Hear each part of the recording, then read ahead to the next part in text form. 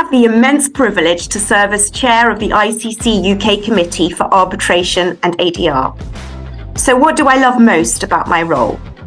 The fact that the 46 members of the committee are so active and engaged. But more than that, the sense that the work that we do makes a real difference. I've been involved in arbitration for 30 years. It's been at the forefront of my practice. I became involved in ICC arbitration from a very early stage. It's an international organisation. It's something that's very important to me.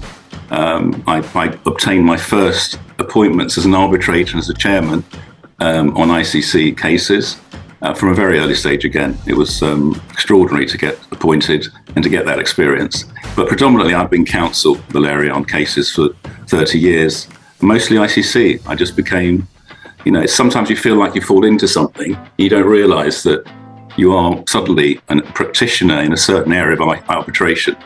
So it was very important for me. And it's also important in the sense of I became more involved in the ICC organisation, the arbitration organisation, when I became involved when I became a member of the ICC Arbitration ADR Committee.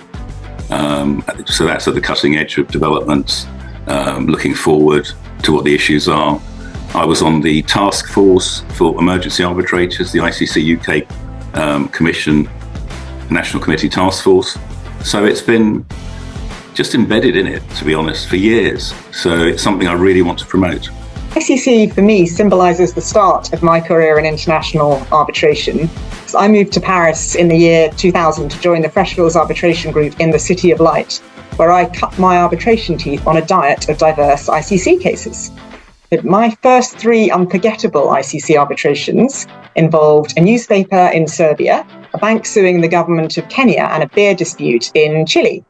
What immediately struck me when doing these cases about the ICC was the vibrancy, talent and diversity of the multinational counsel team at the ICC Secretariat, many of whom, I should say, have gone on to shape the world of international arbitration in various global leadership positions.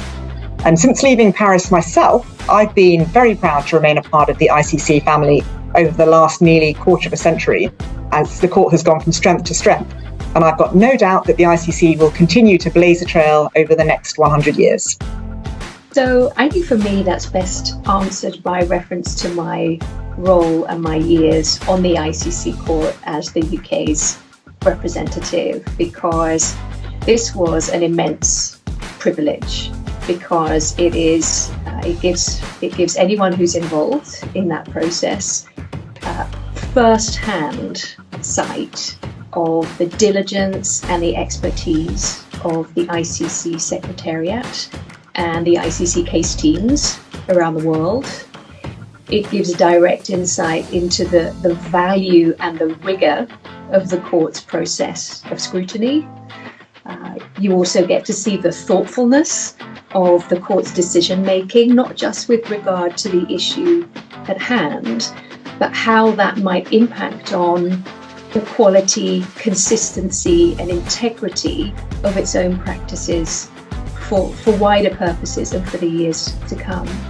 And you also get to see, and I do think this is important, the sincerity of the ICC's efforts towards inclusivity and diversity in the very, very broadest of senses. So all of those experiences really reinforced for me the special value, of ICC's unique system, and certainly it's allowed me to continue to advocate for ICC arbitration among a very, very wide group of stakeholders and end users.